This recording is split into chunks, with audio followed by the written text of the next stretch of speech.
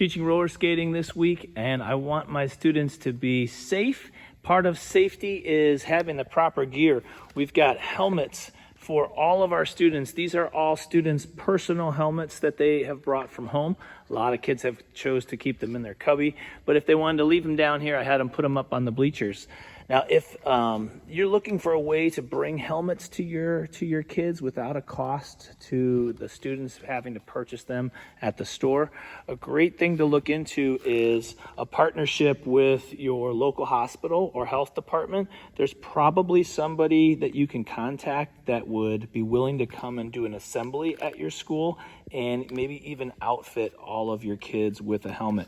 We do this in first grade. We have a bike safety assembly, and as you can see, there's a lot of these blue and white helmets here. That's because all of our first graders receive a helmet at that bike safety assembly, and that's a helmet that can grow with them. It's adjustable, so they'll have that when they're in elementary school, but probably as they get bigger, they may outgrow it. But just a great way for kids to continue to be active in sports that require a helmet and keep them safe at the same time. So check into that with your local hospital or your local county health department. See if they have any kind of program like that that they can bring to their school.